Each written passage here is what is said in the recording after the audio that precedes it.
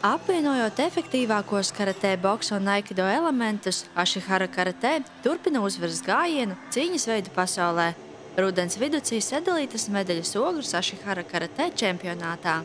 Pirmā kausa izciņa notikusi šī gada pavasarī. Sacensību tradīcijas ir pavisam jaunas, tomēr tās jau tagad saista spēcīgākos Rīgas, Salaspils un citu Latvijas pilsētu klubus. Sakot lielu paldies vietējai pašvaldībai un Jaunogras vidusskolai, Ashihara karatē federācija ir lepna, ka ogrē cīņas māksla kļūst aizvien populārāka. Šis stils Ashihara karatē ogrē attīstās, kā es teiktu, visi bērni no 3 gadiem un uz augšu iet, arī pieaugušie nāk.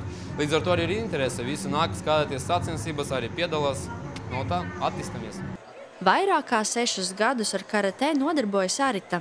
Cīņas sportu pieņemts uzskatīt par vīrišķīgu, tomēr meitiņu vidū tas iekaro aizvien lielāku popularitāti. Arī treneri atzīst, ka dāmas cīņas laukumā pārspēt grūtāk. Es eju uz visiem treniņiem, un man tiešām, kad nav treniņu, ļoti pietrūkst tā. Jau ir ļoti pierasts, ka ir treniņi, ka ir kaut ko, ar ko nodarboties. Tieši aizstāvēties man ir tomēr tīri fiziskais. Tāpēc, ka man dejošana, piemēram, neinteresē, man interesē tieši kaušanās. Smagāks sporta veids nekā dejošana. Ogri par mājām sauc un pirmos soļus cīņas mākslā šeit spēruši vairāk Eiropas un Latvijas karatē čempioni. Vairāk jaunie sportisti ar valsts atbalstu turpina mācības augstskolās. Labu sportistu ogrē netrūkst, bet vietējā līmeņa sacensības ir nozīmīgs solis ceļā uz panākumiem. Visam sportistam ir prakse starp klubiem, viens paaugstina savu kvalifikāciju tiesnešiem un sportistam arī. Mēs arī, tā ir pirmais mūsu sacensība, kā ir sagatavošana līdz Eiropas čempionātā, kurš arī mums notiek decembra 10. datumā šeit Rīgā, un kur piedalās visa Latvija un vēl 8 valstības, un tā ir ļoti labākais starts.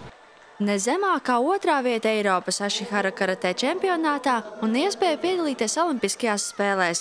Tās ir federācijas redzējums par sporta veidu tuvāko nākotni.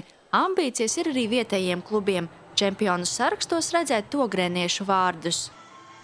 Meistari gan saka, ka vislabākā cīņa ir tā, kas nekad nav notikusi. Tomēr šodienas nežēlīgajā pasaulē ir jāmāk pastāvēt par sevi, saglabājot izpratni par vienkāršu kaušanos un aizstāvēšanos. Karatē tā ir domāšana, paškontrole un principi. Dāca Stribotska, Zanda Tereško, Ogres televīzija.